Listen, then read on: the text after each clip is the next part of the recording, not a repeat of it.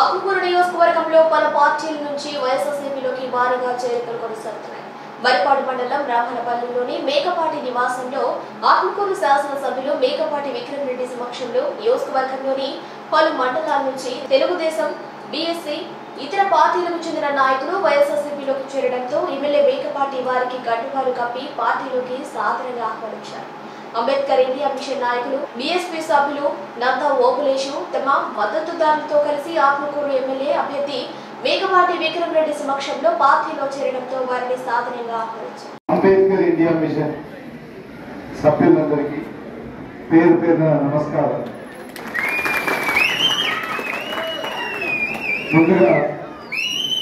ముందుగా చాలా సంతోషం. ఈరోజు ఓపులేష్ గారు వైఎస్ఆర్సీపీ పార్టీకి మద్దతిస్తూ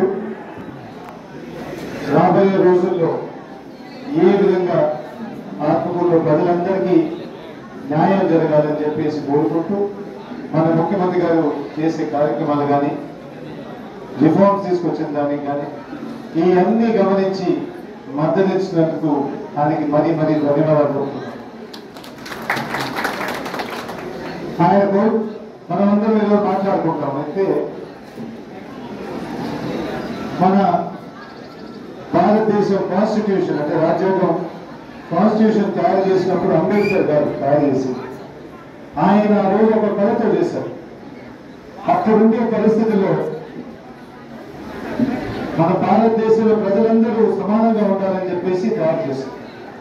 దాదాపు 75 సంవత్సరాలు అయిపోయింది. 75 సంవత్సరాలు అయిపోయిన తర్వాత కూడా అది ఒక కళ లాగానే మిగిలిపోయింది. అసలు కొంచెం బాబు కొంచెం 5 నిమిషాలు అదొక కళలాగానే మిగిలిపోయింది. కానీ మీరందరూ గమనిస్తే మనమందరం గమనించాలి. చాలా ముఖ్యమైన ఈ 5 సంవత్సరాల్లోనే ఆ 5 సంవత్సరాలు దాదాపు 2 సంవత్సరాలు కరోనా కూడా వచ్చింది. ప్రభుత్వ అధికారులందరూ కరోనాతో ఎక్కువగా కాలం స్పెండ్ చేసినా కానీ అంటే దాదాపు 3 సంవత్సరాలు మనకి పరిపాలన చేయడానికి మిగిలింది. ఈ కాలంలోనే ఎంత పెద్ద మార్పు తీసుకొచ్చారనేది మీరు ఆలోచించారు. మన జగన్మోహన్ రెడ్డి గారు ఏ విధంగా ఆలోచన చేసుకొని అందరికీ న్యాయం జరగాలి, అందరూ ఎదగాలని చెప్పేసి ఆలోచనతో రకరకాలుగా చేశారు. ఉదాహరణగా కొన్ని మాట్లాడుకోండి. ఆయన గట్టిగా నమ్మేది ఏంటంటే ఆయన మీ అందరికి ఇచ్చే ఆస్తి మీ పిల్లలు చదువు అని చెప్పి గట్టిగా నమ్ముతారు.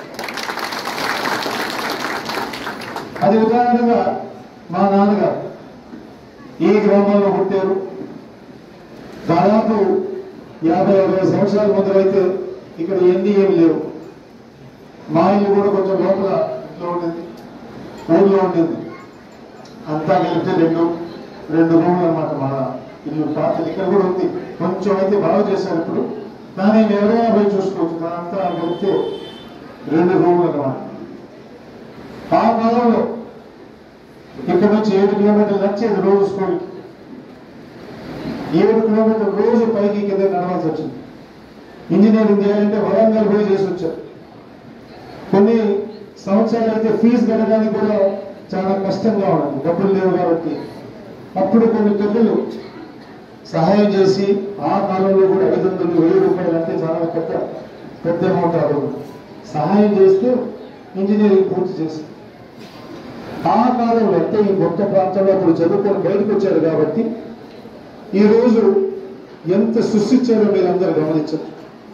ఎన్ని మందిని పైకి తీసుకెళ్లారు, ఎన్ని మంది కుటుంబాలు ముందుకు తీసుకుపోయారు, ఆయన పేరు చెప్పి ఎన్ని మంది పెళ్లిళ్ళు చేసుకున్నారు మీ అందరూ చూస్తున్నారు. ఆ విధంగా ఆ రోజు చదవగలరు కాబట్టి మా కుటుంబమే కాదు మిగతా కుటుంబాలన్నీ ఈ రోజు పైకి తీసుకొచ్చేసి ఈ 2 ఉదయగిరిలోగా ఆత్మకూరులోగా రకరకాలుగా సేవ చేసి ప్రజలందరికీ అందించిందంటే ఆ రోజు చదువుకున్నారు కాబట్టి.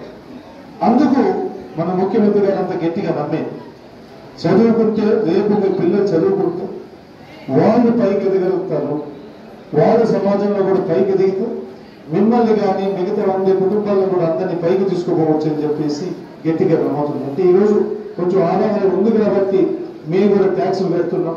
ఆ ట్యాక్స్ రూపంతో ఆంధ్రప్రదేశ్ రెవెన్యూ కూడా పెరుగుతుంది కదా.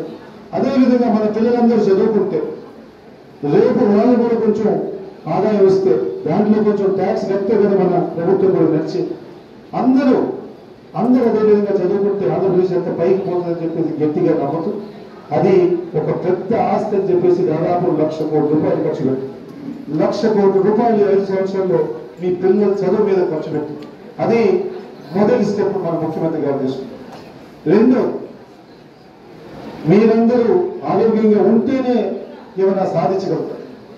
ఆరోగ్యంగా లేకపోతే ఏం చేయగలరు? ఆరోగ్యంగా ఉంటే కదా మనం ఏమైనా పైకి పోవచ్చు అని చెప్పేసి ఆ బాధ లేకుండా ఉంటే ఎంత ఖర్చు అవుతుందో మీ అందరికీ తెలుసు. లక్షలు ఖర్చు, టైం వేస్ట్.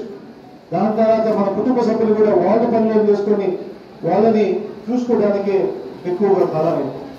ఆ విధంగా జరగకూడదు అని చెప్పేసి రెండోది ఆరోగ్యంగా ఉండాలని చెప్పి ఎన్నో చర్యలు తీసుకుంటాం. మన దేశంలోనే ఆంధ్రప్రదేశ్ ఇప్పుడు ప్రజల హెల్త్ కేర్ లో నంబర్ 1 పొజిషన్లో మీ అందరూ తెలిసి ఇవే కార్యక్రమం ఇస్తారు. మూడవది ఆయన నమ్మేది ఏంటంటే మీ అందరికి కూడా అన్ని దగ్గర కొంచెం స్థానాల్లో అవకాశం కలగాలని, అంటే ఒక పర్సెంటేజ్ రిజర్వేషన్ చేసి ఎక్కడైనా కానీ ఏ పోస్ట్ అయినా గవర్నమెంట్ పోస్ట్ అయినా కానీ కొంచెం రిజర్వేషన్ చేస్తే మీరు కూడా ప్రభుత్వంలో కానీ భాగస్వామిగా అయ్యి ఏమైనా నిర్ణయాలు తీసుకునేటప్పుడు మీకు కూడా అవకాశం ఉంటుందని చెప్పేసి 15% కూడా రిజర్వేషన్ చేశారు. ఎస్టీ వాళ్ళకైతే 7% రిజర్వేషన్ చేశారు. మీరందరూ ఈ పోస్ట్ లో ఉండాలని చెప్పేసి ఈ పెద్ద ఎత్తున రిజర్వేషన్ కూడా చేశారు.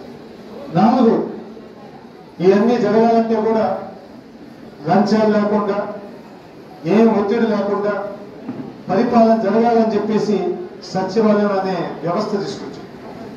సచివాలయం వాలంటీర్ వ్యవస్థ పెట్టిన తర్వాత మీ అందరు పెద్దలు చెప్పారు, ₹1 లంచం లేకుండా ₹1 లంచం లేకుండా దాదాపు 3 కోట్ల రూపాయలు మీ అందరి దగ్గర చేసి పెట్టారంటే ఎంత గొప్ప వ్యవస్థ మీ అందరూ అర్థం చేసుకుంటారు.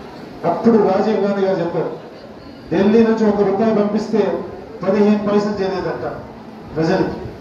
అట్లాంటిది ఇప్పుడు ఆంధ్రప్రదేశ్ లో ₹1 వస్తే ₹1 మీ అందరికి చేరుకుందని చెప్పేసి అంత గొప్ప వ్యవస్థ మన ముఖ్యమంత్రి గారు తీసుకొచ్చారు. ఇవన్నీ చేసిన తర్వాత ఈ రోజు మీ చేతిలో కూడా కొంచెం డబ్బులు ఉన్నాయి, మీ పిల్లలు బాగా చదువుకుంటున్నారు, మహిళలందరూ కూడా కొంచెం సొంత కాళ్ళలోనే నిలబడి గౌరవంగా బతుకుతున్నారని చూసి నెక్స్ట్ స్టెప్ ఈ రోజు మన మేనిఫెస్టోలో పెట్టారు. మన మేనిఫెస్టోలో ఇప్పుడు ఏం చెప్పారంటే 500 కన్నా ఎక్కువ ఒక కాలనీలో ఒక పంచాయతీలో ఉంటే వాళ్ళకు ఒక కొత్త పంచాయతీ తయారు చేస్తామని చెప్పి ఇప్పుడు ఓబులేష్ గారు కూడా చెప్పారు. మేనిఫెస్టోలో తయారు చేశారు కాబట్టి ఇంకా మీ జీవితాలు మీరే మీ హక్కులుగా తయారు చేసుకుని మీ పంచాయతీగా తయారయ్యి మీరు పరిపాలన చేసేటట్టు, మీ వార్డు మెంబర్ ఉండేటట్టు, మీ సర్పంచ్ ఉండేటట్టు, మీ సచివాలయం ఉండేటట్టు, ఈ ఇంకా రాబోయే రోజుల్లో మీకే అవకాశం ఇచ్చేటట్టు ఎన్ని వ్యవస్థలు తయారు చేసి ఎంత దూరపు ఆలోచన ఇప్పుడు మీరు అర్థం చేసుకోండి. ఎంత దూరపు ఆలోచనతో ఇంత పెద్ద చేసి ఈ రోజు అంబేద్కర్ కళని నిజం చేశారంటే మన ముఖ్యమంత్రి గారు జగన్మోహన్ రెడ్డి గారు. దీంతో దాదాపు ప్రజలందరికీ అయితే ఒక నమ్మకం వచ్చింది. ఏంటంటే ఒక నాయకుడు ఒక మాట చెప్తే మాత్రం ఇప్పుడు మీరు అర్థం చేసుకోండి. ఎంత దూరపు ఆలోచనతో ఇంత పెద్ద చేసి ఈ రోజు అంబేద్కర్ కళని నిజం చేశారంటే మన ముఖ్యమంత్రి గారు జగన్మోహన్ రెడ్డి గారు. దీంతో దాదాపు ప్రజలందరికీ అయితే ఒక నమ్మకం వచ్చింది. ఏంటంటే ఒక నాయకుడు ఒక మాట చెప్తే మాత్రం నిలబడి దాదాపు 99% నిలబెట్టాడు. అందరికి ఏం చెప్పి చేశాడు నిరూపించుకుంది. ఈ రోజు చాలా రోజుల తర్వాత ఒక రాజకీయ నాయకుల మీద నమ్మకం వచ్చిందంటే దానికి ఒక ఇంకో పేరు కూడా పెట్టుకోవచ్చు, జగన్ అని పెట్టుకోవచ్చు. రేపు ఎప్పుడైనా కానీ ఒక నాయకుడి మీద నమ్మకం అంటే దానికి ఇంకో పేరు జగన్ అని పెట్టుకోవచ్చు. అంత గొప్ప పేరు తీసుకుంటాం. ఈ రోజు కూడా మొన్న 2 రోజుల ముందు మన మేనిఫెస్టో కూడా వచ్చే 5 సంవత్సరాల గురించి ఏం వీలు పడుతుందో ఆయన చూసి చెప్పారు. అప్పుడు కూడా 2014 అందరూ గుర్తుంది. రుణమాఫీ చేయండి అని చెప్పేసి చాలా మంది కోరుకుంటారు. అయ్యా చేస్తే నేను చేయలేము, ఆ పేరు నాకొద్దు, ఆ మచ్చ నాకొద్దు అని చెప్పేసి ఆ రోజు రుణమాఫీ చేయి.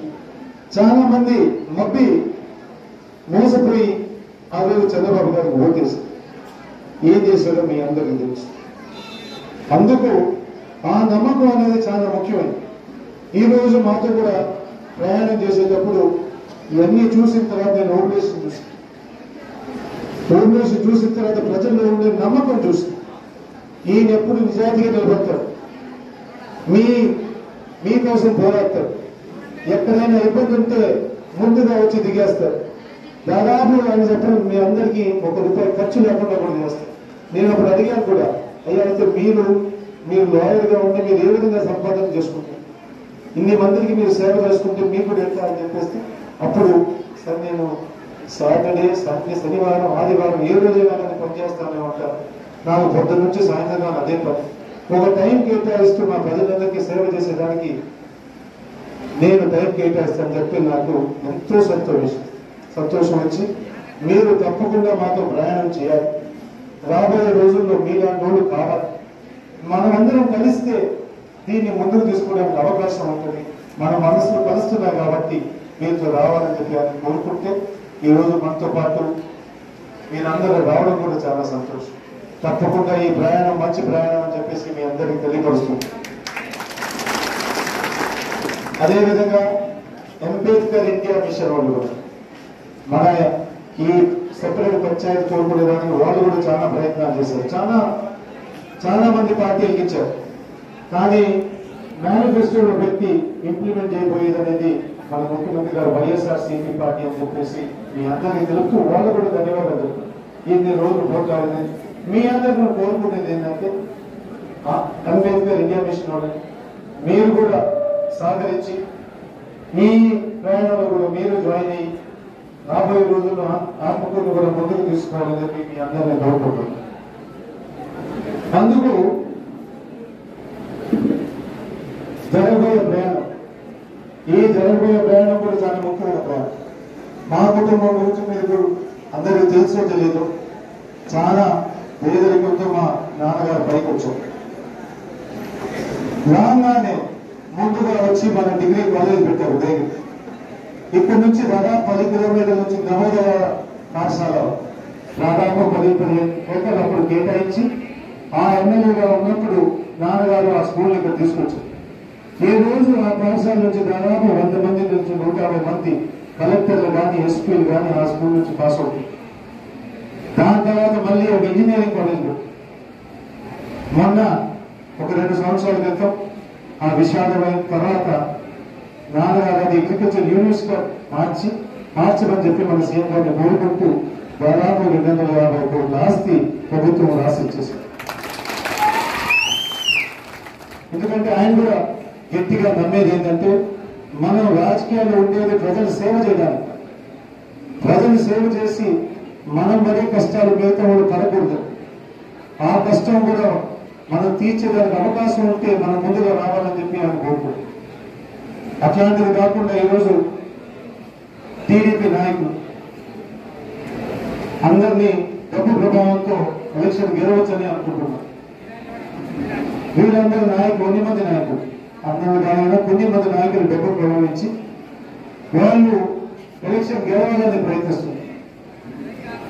మళ్ళీ రేపు రాబోయే రోజుల్లో వాళ్ళే ప్రయత్నిస్తారు. ఆ డబ్బులు ఖర్చు పెట్టారు కాబట్టి మళ్ళీ ఆ డబ్బులు సంపాదించాలి కాబట్టి మీ పొలం కానీ లేకపోతే మీకు వచ్చే పెన్షన్లు కానీ లేకపోతే మీరు వచ్చే మిగతా పథకాల్లో కానీ కమిషన్ కొట్టాలని ప్రయత్నిస్తారు.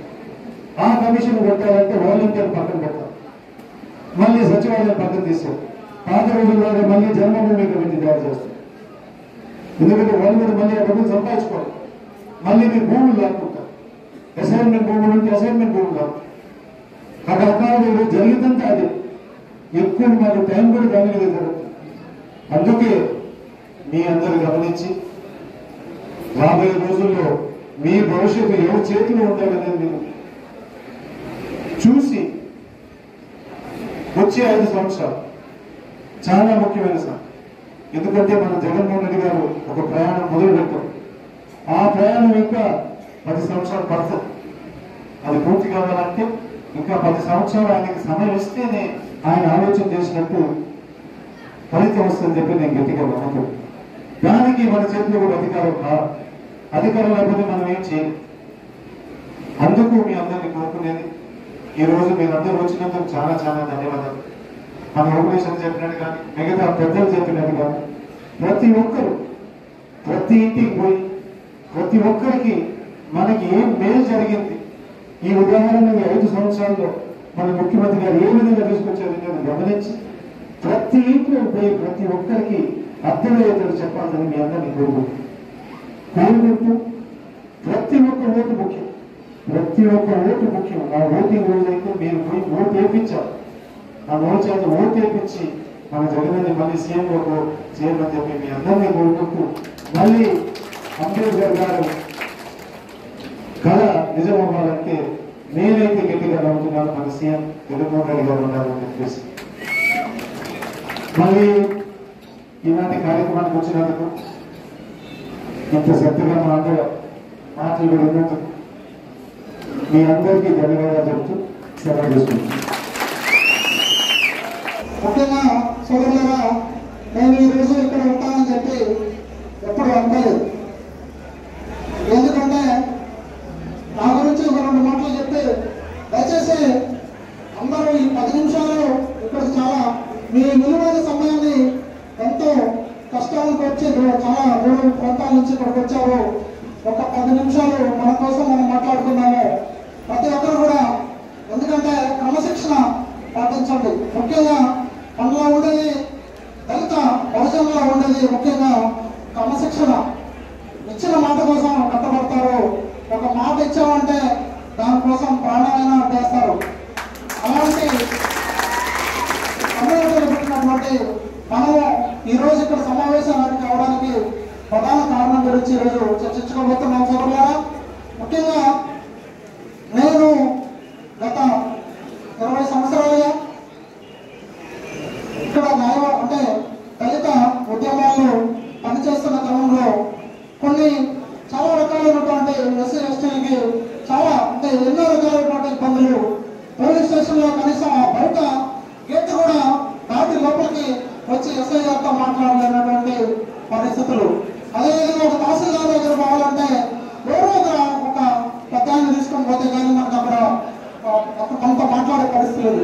ఒకవేళ అన్ని రకాల ఇబ్బందులు పడేయాన్ని తహసీల్దార్ దగ్గర తీసుకోపోయినప్పటికీ కూడా ఆయన మనల్ని బయట కూర్చోబెట్టి లోపల మాట్లాడేసి నేను పని అయిపోతే నేను అని చెప్పి ఇంటికి తీసుకోపోతాడు. మళ్ళీ అక్కడ ఆయన ఏం మాట్లాడాడు, అసలు మన గురించి మాట్లాడమే లేదు. కానీ ఇంటికి తీసుకోపోయిన తర్వాత నీ పని కోసం నేను ఎంఆర్ఓ గారి దగ్గరకు వచ్చాను అని చెప్పి 2 రోజులు ఆయన చేతిలో పని చేయించుకోవడం, లేకుంటే ఆయన ఇంట్లో బాడెత్తి తెచ్చుకోవడము ఇలాంటివి జరుగుతూ ఉన్నాయి. మనందరికీ ఈ యొక్క అనుభవం మనందరం కూడా ఫేస్ చేసింది. ప్రతి ఒక్కరు ఇక్కడ ఉన్న వాళ్ళందరూ కూడా ఫేస్ చేసింది.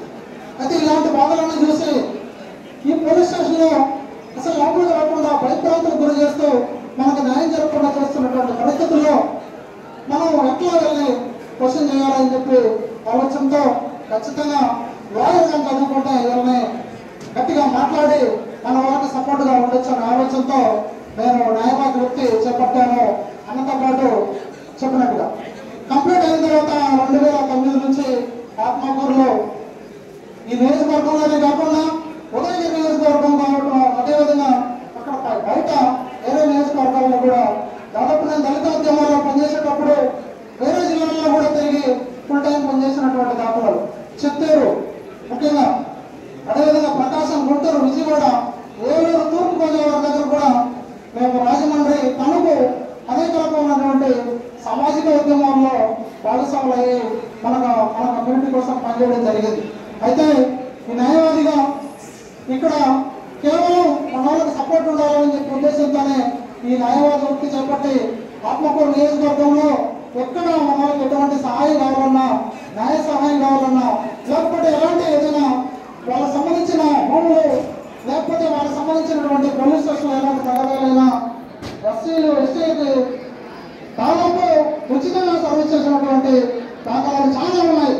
అయితే ఇదే నా యొక్క బతుకుదెరుగా ఉన్నటువంటి క్రమంలో అంబేద్కర్ చెప్పినటువంటి ఒక ఆలోచన మళ్ళీ నాకు మెదడులో తట్టింది. ఏంటంటే మీ వృత్తులు చేయడమే కాదు, ఏ కులం నుంచి ఏ సామాజిక వర్గం నుంచి మీరు పైకి వచ్చారు, ఈ చదువును తీసుకున్నారు, ఆ సామాజిక వర్గాల కోసం కష్టపడి పనిచేసి వాళ్ళ కోసం మీరు నిలబడాలని చెప్పి చెప్తున్నారు.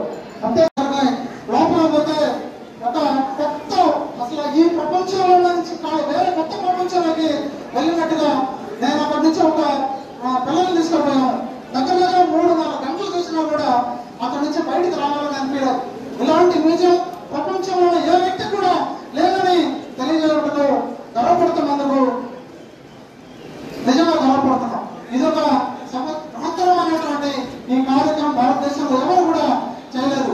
ఇదంతా కూడా మనం గుర్తుపెట్టాల్సినటువంటి అవసరం. తర్వాత గత 8 సంవత్సరాల నుంచి శ్రీ పివి సునీల్ కుమార్ గారు ఐపీఎస్ అయినటువంటి అధికారి, ఆయన ఒక దళితుల కోసం ఒక బృహత్తరమైనటువంటి ఒక ఆలోచన చేసి ఆ ఆలోచన మీద గత 7-8 సంవత్సరాలుగా అంబేద్కర్ ఇండియా మిషన్ అని చెప్పి మేము కూడా ఒక కార్యక్రమం తీసుకొని వచ్చాం. అదేంటంటే దళిత వాడల్ని పంచాయతీలు చేయాలనే ఒక కాన్సెప్ట్ తీసుకొని రావడం జరిగింది. దళిత వాడల పంచాయతీలు అంటే 500 అంటే ఒక గ్రామంలో ఇప్పుడు ఉన్నటువంటి పంచాయతీ విధానం ఎట్లా అంటే గత 5 సంవత్సరాలకు ఒకసారి ఒక్కొక్క మండలంలో ఒక 2-3 ఎస్సీకి సంబంధించిన రిజర్వ్ ఉన్నాయి. ఆ రిజర్వేషన్లోనే మన సోదరులు కొంతమంది కూడా పంచాయతీ సర్పంచులు అయినారు. అయితే గ్రామం మొత్తానికి ఉంటారు. ఆ గ్రామం సంబంధించిన ఏదైనా పంచాయతీ నిధులు వస్తే ఆ గ్రామం మొత్తం ఖర్చు పెట్టాల్సి వస్తుంది. అట్లా కొంచెం ఇబ్బందులు వచ్చే పరిస్థితి. అయితే ఈ దళిత వాడలు కానీ పంచాయతీలు అయితే ఎట్లా ఉంటుందంటే స్వరూపం గ్రామంలో మౌలిక వసతులు అన్నీ బాగుంటాయి. వాడలకు వచ్చేసరికి ఎంత కొంత సరిగా ఉండకపోయిన పరిస్థితులు మన వాడరు, దళిత వాడరు. అయితే ఈ దళిత వాడ పంచాయతీ ఏమైతే 500 మంది కానీ ఒక పంచాయతీలో మన గ్రామం ఒక కుటుంబాలుగా 500 మంది మనుషులుగా ఉంటే వాళ్ళని సపరేట్ గా ఒక పంచాయతీ చేయమని చెప్పి ఒక డిమాండ్ చేయడం జరుగుతుంది. ఆ డిమాండ్ లో భాగంగానే మొన్న ఒక నోటిఫికేషన్ వచ్చే ఒక 4 రోజుల ముందే ఆత్మకూరులో ఒక 4-5 వేల మందితో ఒక మీటింగ్ కండక్ట్ చేసి దాన్ని మన ముఖ్యమంత్రి గారికి ఒక మెమరాండం ఇవ్వడం జరిగింది. మీరు కానీ దళిత పంచాయతీలు కానీ చేస్తే ఈ దళిత వాడలు ఎలా బాగుపడతాయని చెప్పి ఒక 30 పేజీల మెమరాండం ఇవ్వడం జరిగింది. అయితే పంచాయతీ మనప్పుడు కూడా మన ఎస్సీ పంచాయతీ సర్పంచ్గా ఉన్నారు కదా, మళ్ళీ మీరు సపరేట్గా ఎందుకు అని చెప్పి ఒక ఆలోచన రావచ్చు. అయితే ఖచ్చితంగా దళిత వాడల పంచాయతీ అయితే మనకు వచ్చినటువంటి బెనిఫిట్స్ ఏంటంటే 2 మాటలు చెప్తాం. పంచాయతీలో మన వాళ్ళే సర్పంచ్ అవుతాడు. ఎస్సీ కమ్యూనిటీ నుంచి ఇంకా ఎవరు జీవితకాలంలో ఎవరు మనకి అడ్డం రారు. మన వాళ్ళే జీవితకాలం సర్పంచులు. నువ్వు లేకపోతే నేను మన సోదరుడు అవుతాడు. అక్కడ 10 మంది వార్డు మెంబర్లు అవుతారు. అంటే ఒకరు వార్డు కింద కూడా ఒక లీడర్ తయారవుతాడు. 2 సర్పంచ్ లీడర్లు తయారవుతారు. ఒక వార్డు మెంబర్లో 10 మంది వార్డు మెంబర్లు లీడర్లు ఎదుగుతారు. రాజకీయంగా ఒక 10 మంది రాజకీయ నాయకులు తయారవుతారు. అదేవిధంగా అక్కడ ఎస్సీ ఎస్టీ సభ్యుల కింద ఏ ప్రభుత్వం వచ్చినా కూడా మన కోసం బడ్జెట్ లో 20,000 కోట్లు ఖర్చు పెట్టుకుంటారు. ఆ 20,000 కోట్లలో కనీసం అంటే 20,000 కోట్లని 3 భాగాలు చేస్తే ఒక 6,000 కోట్లు కానీ ఈ యొక్క సపరేట్ పంచాయతీ కానీ కేటాయిస్తే, అంటే మన ఇట్లా పంచాయతీలు కానీ సపరేట్ చేస్తే మన రాష్ట్రం మొత్తం మీద కూడా 3,000 పంచాయతీలు ఉన్నాయి. ఆ 3,000 పంచాయతీలకి 6,000 కోట్ల లక్షల బడ్జెట్ కానీ కేటాయిస్తే ఆ బడ్జెట్ లో ప్రతి పంచాయతీకి ఒక్కొక్క సంవత్సరానికి 2 కోట్ల రూపాయలు పంచాయతీకి నిధులు వస్తాయి. 2 కోట్ల నిధులు మన పంచాయతీకి వస్తే, మన పంచాయతీ సర్పంచ్ మన వాడికి వస్తే, మన వాడ 500 ఇళ్ళు ఉంటాయి. ఈ 500 ఇళ్ళకి 2 కోట్ల సంవత్సరానికి వస్తే ఏం కావాలో చేసుకోకూడదు. మనం రోడ్లు వేసుకోవచ్చు, కరెంటు స్తంభాలు వేసుకోవచ్చు, స్కూల్ లేకపోతే స్కూల్ ఏర్పాటు చేసుకోవచ్చు. పిల్లలు చదవడానికి ఇబ్బంది అయితే మనమే తీర్మానం చేసి ఆ తీర్మానం వాళ్ళ విదేశాలకు పంపించి విద్యను అందించవచ్చు. అదేవిధంగా కమ్యూనిటీ హాల్స్ పెట్టుకోవచ్చు, లైబ్రరీ కట్టుకోవచ్చు. కమ్యూనిటీ హెల్త్ సెంటర్ లో మన వాడలోనే ఒక డాక్టర్ పెట్టుకొని మనం మీటింగ్ చేయొచ్చు. 5 ఏళ్లలో ఒక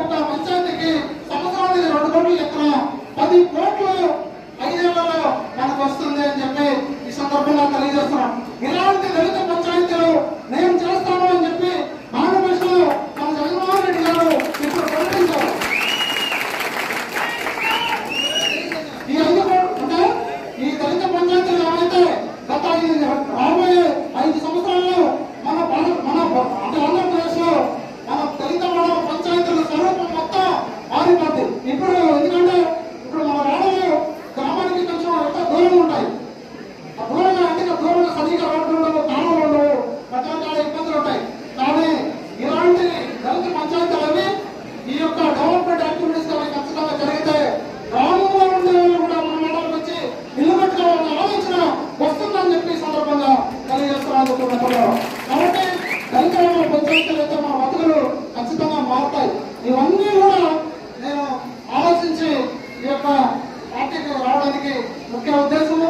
ఇవన్నీ రావడానికి ఇవన్నీ వస్తే ఇంకా మన భవిష్యత్తులో ఇంకా ఇంకా ముందుకు వెళ్ళొచ్చాలని చెప్పి తెలియజేస్తూ ఇక్కడ కూడా విక్రమరెడ్డి గారు యువకులు అదేవిధంగా గొప్ప చదువుకొని సమాజ సేవ కేవలం వారికి రాజకీయాలు పరమావధం కాదు. ఎందుకంటే ఇక్కడికి వచ్చి నిన్న చంద్రబాబు నాయుడు గారు ఢిల్లీ పాలనతో మీటింగ్ వచ్చి ఇసుక కుంభకోణాలు, జలసంద్రం కుంభకోణాలు, రకరకాల కుంభకోణాలు చెప్పారు. నేను 5 ఏళ్ళు ప్రతిపక్షంలోనే ఉన్నాను, ఒక్కటంటే ఒకటి నిరూపించండి.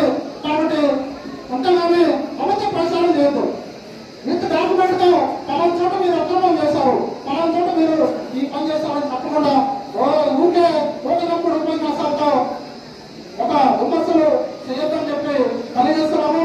అయితే ఇవన్నీ కూడా మనకు రావాలంటే ఈ దళిత వాళ్ళ పంచాయతీలు వచ్చి మన బతుకులు బాగుపడాలంటే మనం గౌరవించినటువంటి అంబేద్కర్ని గౌరవించినటువంటి ముఖ్యమంత్రి గారు మనకు మళ్ళీ రావాలంటే, అదేవిధంగా మన బిడ్డలు ఇంకా ఇంగ్లీష్ మీడియం చదువుకొని గొప్ప గొప్ప చదువులు పోయి అమెరికాలో పోయి కంప్యూటర్ నాలెడ్జ్తో గొప్ప చదువులు చదివి మంచి మంచి ఉద్యోగాలు సంపాదించాలా.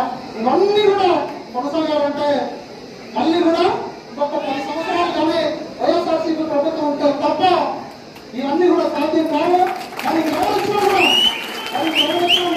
ఇవన్నీ కూడా చేయడానికి ఎలాంటి హామీ కూడా ఇవ్వలేదని చెప్పి సందర్భంగా తెలియజేసుకుంటూ నాకు ఇక్కడ ఈ కార్యక్రమానికి పిలుస్తానే ఇక్కడ ఇంతమంది ఇక్కడికి సమావేశానికి హాజరై మన విక్రమరెడ్డి గారికి మద్దతుగా ఇక్కడికి వచ్చినందుకు, అదేవిధంగా నన్ను ఇక్కడికి ఆహ్వానించి మీకు సముచిత సహాయం ఇస్తాము, ఖచ్చితంగా అందరూ పనిచేస్తామని చెప్పినటువంటి గౌరవనీయులు విక్రమరెడ్డి గారికి, మన రాజేంద్ర రెడ్డి గారికి, ప్రతి ఒక్కరికి పేరు పేరున ధన్యవాదాలు తెలియజేసుకుంటూ ఇక్కడి నుంచి ఈ రోజు నుంచి చెప్తున్నాము. ఇక తక్కువ సమయం లేదు మిత్రమా, 10 రోజులు మాత్రమే ఉంది. ఈ 10 రోజుల్లో రాత్రి పనులు కష్టపడండి. ఎవరికి ఎక్కడ ఎలాంటి అవకాశం ఉందో ఆ అవకాశాన్ని ఉపయోగించండి. ఖచ్చితంగా మన ఆత్మకూరు నియోజకవర్గంలో విక్రమరెడ్డి గారు గెలవాలి. అదేవిధంగా ఎంపీ అయినటువంటి విజయసాయి రెడ్డి గారు ఖచ్చితంగా గెలవాలి. ఎవరు ఎలాంటి ప్రలోభాలు పెట్టినా వందమండి ఖచ్చితంగా వైఎస్ఆర్సీపీకు ఓటు వేస్తే మాత్రమే పేదల బతుకుల్లో మనం మంచి వెలుగు వస్తాయని చెప్పి ఈ సందర్భంగా నాకు అవకాశం ఇచ్చినటువంటి పెద్దలందరూ కూడా ధన్యవాదాలు తెలియజేసుకుంటున్నాను. జై భీమ్, జై భీమ్. ఆయన ఒక సమావేశం ఒక 10 నిమిషాలు టైం ఇచ్చి ఆయన ఏం చెప్తాడంటే, అయ్యా అసలు ఈ పార్టీ మా పార్టీ తెలుగుదేశం పార్టీ, ఈ పార్టీలోనే తెలుగు ఉంది, మళ్ళా ఆ తెలుగు కాకుండా ఇంగ్లీష్ పెడితే మాకు చాలా ఇబ్బంది అవుతుంది అని చెప్పినటువంటి చంద్రబాబు నాయుడు గారు ఇంగ్లీష్ మీడియం స్కూల్ పెట్టి మన పిల్లల్ని ఇంగ్లీష్ లో చదివిస్తే, అయితే అక్కడ ఒక విద్యార్థి నాయకుడు ఆయన అడుగుతాడు ఏమంటే, అయ్యా అట్లాంటప్పుడు తెలుగుదేశం పార్టీ పెడితే మీ కొడుకునేమో లండన్ లో చదివించారు, మరి మీ కొడుకేమో లండన్ లో చదువుకోవాలా, మా పిల్లలేమో తెలుగు కూడా చదువుకోవాలా, మీరు మాత్రం విదేశాలకు పోవాలా, మావాడు పోవలేదా అంటే ఇమీడియట్లీ ఆ మీటింగ్ క్యాన్సిల్ చేసినటువంటి నాయకుడు నారా చంద్రబాబు నాయుడు గారు అని చెప్పి ఈ విషయం ప్రతి ఒక్కరు కూడా మన భాషలు గుర్తుపెట్టుకోవాల్సినటువంటి అవసరం ఉంది. ఇప్పుడు ఇంతకుముందు నాడు నేడు అనే స్కూల్స్ పెట్టి ఈ స్కూల్ విధానాన్ని చరిత్రలో కూడా ఇప్పుడు ఈ రాష్ట్రంలో నారాయణ చైతన్య భాషం స్కూళ్ళలో మాత్రమే డిజిటల్ క్లాసులు పెట్టి మంచి విద్యా విధానాన్ని అవలంబిస్తున్నటువంటి అక్కడ ఎవరుంటారు, ప్రతి ఒక్కరు కూడా డబ్బుండే పిల్లలే ఉంటారు. భారతదేశంలో ఎస్సీ ఎస్టీలు నారాయణ చైతన్య భాషలో చదువుకున్నటువంటి ఎక్కడ అవకాశమే లేదు. కాబట్టి వాళ్ళు మాత్రమే ఈ కాంపిటేటివ్ ఎగ్జామ్స్ లో ముందుకు పోయి అభివృద్ధి చెందుతారు. కాబట్టి జగన్మోహన్ రెడ్డి గారు ఇంగ్లీష్ మీడియం స్కూల్స్ పెట్టి విద్యా విధానంలో సమూలమైనటువంటి మార్పులు తీసుకొని వచ్చి మన వాళ్ళు ఇప్పుడు ఇంగ్లీష్ మీడియంలో చదువు మొదలు పెట్టారు. అయితే ఇప్పుడు 5 ఏళ్ళు మాత్రమే జరిగింది. ఈ 5 ఏళ్ళు ఉంటే వాళ్ళు 6 నుంచి 10 దాకా మన పిల్లలు వెనకబడిపోయే అవకాశం చాలా ముందుంది అని చెప్పి ఈ సందర్భంగా తెలియజేసుకుంటూ, ఈ ఇంగ్లీష్ మీడియం మన పిల్లలు ఇంగ్లీష్ మీడియంలో చదివి విదేశాలకు పోవాలి, కాంపిటేటివ్ ఎగ్జామ్స్ లో ముందు ఉండాలని చెప్తే ఎవరికి వెళ్ళండి ఓటు, గుర్తుపెట్టుకోండి మిత్రులు.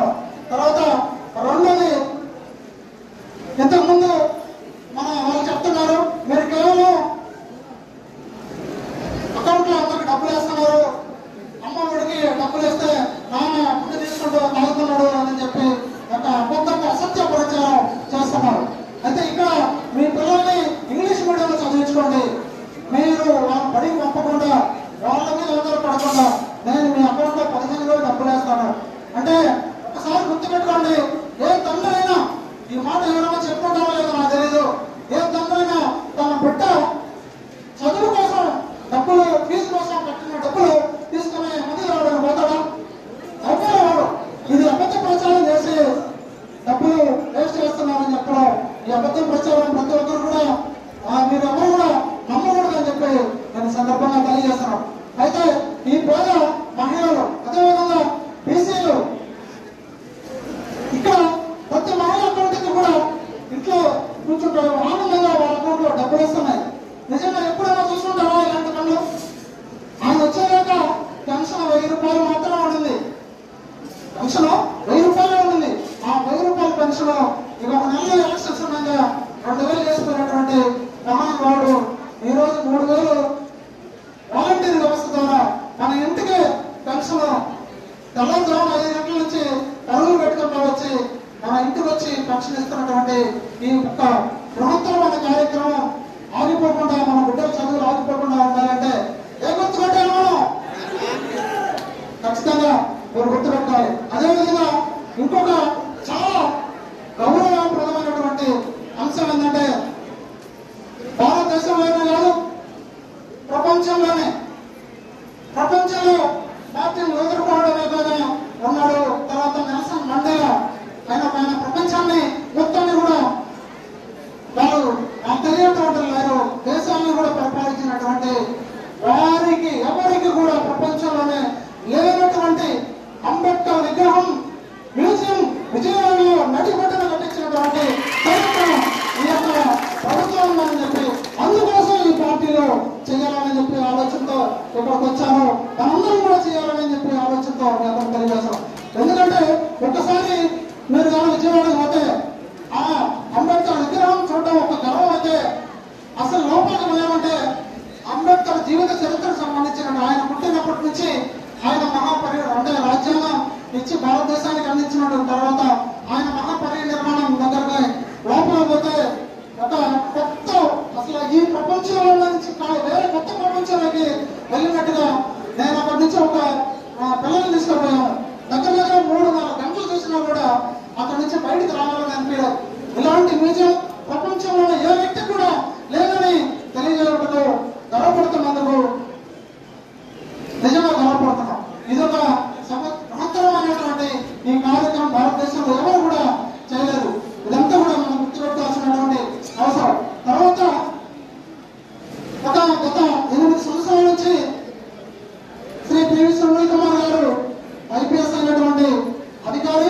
ఆయన ఒక దళితుల కోసం ఒక బృహత్తరమైనటువంటి ఒక ఆలోచన చేసి ఆ ఆలోచన మీద గత 7-8 సంవత్సరాలుగా అంబేద్కర్ ఇండియా మిషన్ అని చెప్పి మేము కూడా ఒక కార్యక్రమం తీసుకొని వచ్చాం. అదేంటంటే దళిత వాడల్ని పంచాయతీలు చేయాలనేది ఒక కాన్సెప్ట్ తో తీసుకొని రావడం జరిగింది.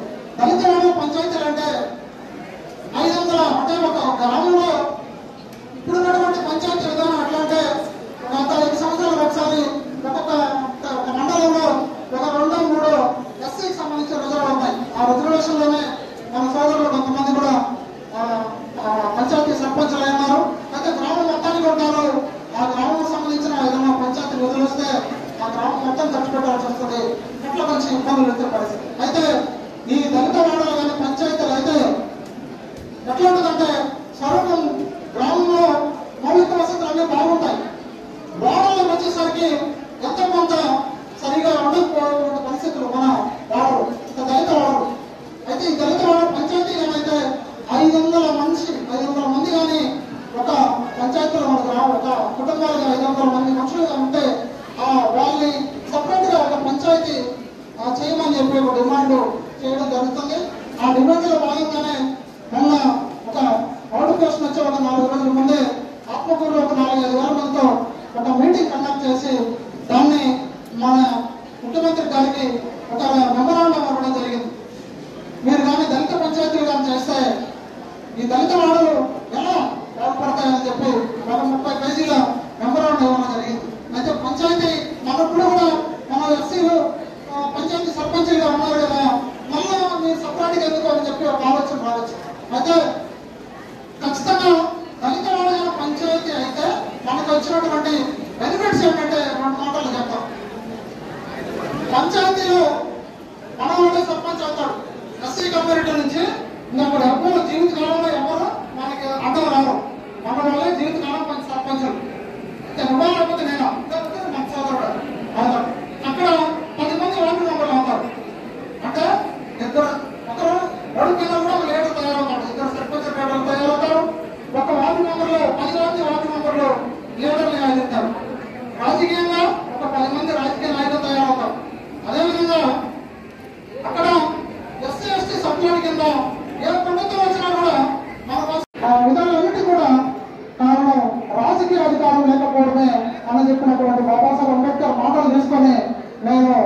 బహుజన్ సమాజ్ పార్టీలో చేరడం జరిగింది. మిత్రులారా, గత 3 సంవత్సరాల నుంచి ఆత్మకూరు నియోజకవర్గంలో అన్ని గ్రామాల్లో పనిచేస్తూ మన వారిని చైతన్యపరుస్తూ ఓటు విలువ తెలియజేస్తూ చేస్తున్న క్రమంలో మొన్న జరిగిన ఎలక్షన్లో ఒక 5,000 ఓట్లు మీ అందరి సహకారంతో నాకు రావడం జరిగింది. అయితే అప్పటి నుంచి కూడా పనిచేస్తున్న క్రమంలో ఈ బహుజన్ సమాజ్ పార్టీ వీడి నేను ఇక్కడ వైసీపీలోకి రావడానికి ఎందుకు వచ్చాడు అని చెప్పి మీరు ఒక ఆలోచన మీ మనసులో ఖచ్చితంగా వచ్చి ఉండొచ్చు. ఎందుకంటే నేను కూడా ఎప్పుడు కూడా మిగతా వేరే పార్టీలకి వెళ్తానని నా జీవితకాలంలో ఎప్పుడు కూడా అనుకోలేదు. కానీ ఎందుకు వచ్చాను అని చెప్పి ఒక క్వశ్చన్ మార్క్ చూస్తే ఇప్పుడు ఉన్నటువంటి బహుజన్ సమాజ్ పార్టీ విధానాలు నచ్చక నేను బయటకు రావడం జరిగింది. ఎందుకు నచ్చలేదంటే మిత్రులారా, భారతదేశంలో ఉన్నటువంటి బహుజనులు మైనారిటీలు ఒక ప్రమాదంలో పడిపోతున్నటువంటి అవకాశాలు దగ్గరలోనే ఉన్నాయి. ఎందుకంటే బీజేపీ గవర్నమెంట్ వచ్చిన తర్వాత భారత రాజ్యాంగాన్ని రద్దు చేస్తానని చెప్పి అక్కడ బీజేపీ ప్రకటిస్తుంది. బీజేపీ అక్కడ ప్రకటిస్తుంటే దానికి మద్దతుగా బహుజన్ సమాజ్ పార్టీ ఎలాంటి నిర్ణయం కూడా చెప్పడం లేదు, కనీసం ప్రకటనలు కూడా లేదు. ఈ భారత రాజ్యాంగాన్ని అంబేద్కర్ దాదాపు కష్టపడి ఆయన జీవితాన్ని త్యాగం చేసి మన కోసం అందించినటువంటి ఈ భారత రాజ్యాంగాన్ని కానీ రద్దు చేసినట్లయితే మళ్ళీ మనం పాత రోజుల్లోకి వెళ్ళి ఇంతకుముందు ఉన్నటువంటి మనవాది సిద్ధాంతం ఎప్పుడైతే అమలు పరిస్తే మళ్ళీ కూడా మనం ముట్టికి తాటాకు మూటికి ముంత కట్టుకున్న రోజులు మళ్ళీ వస్తాయని చెప్పి రోజులు దగ్గరలోనే ఉంటాయి భారత రాజ్యాంగాన్ని రద్దయితే. కాబట్టి ఈ భారత రాజ్యాంగాన్ని రద్దయితున్న చేస్తా ఉంటున్న బీజేపీ ఒక డిమాండ్కి బహుజన్ సమాజ్ పార్టీ ఎక్కడ కూడా దాన్ని ఖండించడం కానీ ఎక్కడ కూడా దానికి వ్యతిరేకించడం జరగటం లేదు. కాబట్టి ఇలాంటి పార్టీలో మనం ఎక్కువ కాలం కొనసాగితే మన మనుగడ కూడా ప్రశ్నార్థమవుతుందనే ఉద్దేశంతో నేను ఆత్మకూరు నుంచి పోటీ చేయదలుచుకోలేదని చెప్పి నేను పార్టీ వారికి తెలియజేయడం జరిగింది మిత్రులారా. అయితే ఎలాగైనా సరే పోటీ చేయకపోవడం ఒక కారణం అయితే మరి గత 10 రోజుల నుంచి మన గౌరవనీయులు కోమరెడ్డి రాఘవేంద్రరెడ్డి గారు కావచ్చు, మన ఎమ్మెల్యే గారు విక్రమరెడ్డి గారు ఇద్దరు కూడా మీ యొక్క ఐడియాలజీ చాలా బాగుంది, చాలా పేద ప్రజల కోసం మీరు కష్టపడి పనిచేస్తున్నారు, మీలాంటి వారు మాతో ఏకీభవిస్తే ఇద్దరం కలిసి ఒక మంచి సమాజాన్ని ఏదైతే మీరు కోరుకుంటున్నారో బహుజన వర్గానికి ఏదైతే న్యాయం చేయాలనుకుంటున్నారో అవన్నీ కూడా మనందరం కలిస్తే ఖచ్చితంగా న్యాయం చేయొచ్చు అని చెప్పి సారు దగ్గర 1 గంట 2 గంటలు చెప్పడం జరిగింది. అయితే నేను ఎప్పుడు కూడా ఇలా ఆలోచిస్తాను అనుకోలేదు. ఒక వారం 10 రోజుల నుంచి నేను చాలా ఘర్షణకి గురవుతున్నాను. ఒక 10 రోజుల నుంచి దగ్గర రాత్రిలో నిద్రపోవడం అనేది ఒక 2-3 గంటల కంటే ఎక్కువ నిద్రపోవడం.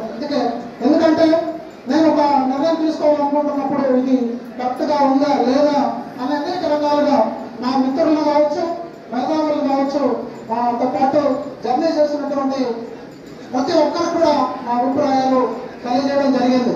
ఇలాగా మన ఒక విజయం సార్ దగ్గర ఆత్మకూరును డెవలప్మెంట్ చేయడానికి కోసం ఒక గ్రామాన్ని ఏదైతే ఒక మేనిఫెస్టో రాష్ట్ర పార్టీ ఎట్లా తయారు చేస్తుందో అదేవిధంగా సార్ ఒక ఆత్మకూరు నియోజకవర్గం నుంచి ఎలా ప్రతి గ్రామం, ప్రతి వాడ, ప్రతి పల్లె ఎట్లా ఏ కనీస మౌలిక వస్తువులు ఏం కావాలి, వాళ్ళకి ఎట్లా చేయాలనే దాని గురించి సార్ ఒక మేనిఫెస్టో తయారు చేసి పెట్టుకుని ఉన్నాడు.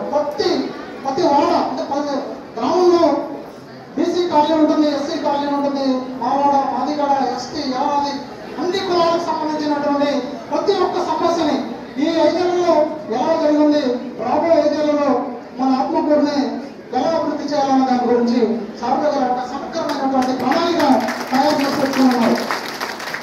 అయితే ఈ ఘర్షణలో చాలా మంది నా మిత్రులతో నేను డిస్కస్ చేస్తే ప్రతి ఒక్కరు కూడా 99 కాదు 100% మీరు ఖచ్చితంగా ఈ జర్నీ చేస్తే మీరు బహుజన వర్గాలకు ఖచ్చితంగా మేము చేయొచ్చు, ఖచ్చితంగా మనం చేయగలము అని చెప్పి వాళ్ళందరూ కూడా నాకు భరోసా ఇవ్వడంతో నేను ఈ అడుగు ముందుకు వేయడానికి కోసం ఇక్కడ రావడం జరిగింది. అంతేకాకుండా తర్వాత కూడా నేను ఆలోచించాను,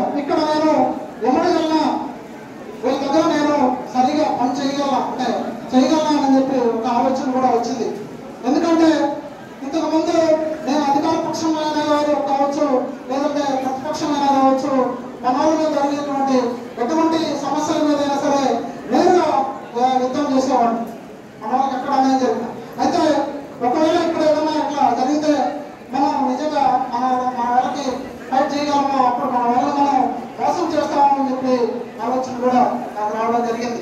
అయితే దానికి కూడా సార్ ఇక్కడ చాలా ఫ్రీ హ్యాండ్ ఇచ్చారు మనకి. ఎక్కడ అన్యాయం జరిగినా, ఎక్కడ ఎటువంటిదైనా సరే దానికి ప్రదర్శనమే వారి నిబద్ధత. ఈ సాధించినటువంటి 2 years లో కావచ్చు, అదేవిధంగా మన గౌతమ్ రెడ్డి గారు ఉన్నటువంటి మాఫియాలో కావచ్చు, అనేక రకాలైనటువంటి కార్యక్రమాలు గవర్నమెంట్ కి అనుకూలంగా వ్యతిరేకంగా కూడా కొన్ని నేను కార్యక్రమాలు చేయడం జరిగింది. ఆత్మకూరు నియోజకవర్గంలో ముఖ్యంగా చేజలపల్లిలో ఆత్మకూరు సంఘాన్ని వేసుకుంటూ ప్రతి చోట చాలా గవర్నమెంట్ కొన్ని వ్యతిరేకమైన కార్యక్రమాలు కూడా చేయడం జరిగింది. అది వారి దృష్టికి పోయినప్పుడు వాళ్ళ యొక్క సమాధానం ప్రతిసారి నాకు వస్తుండేది.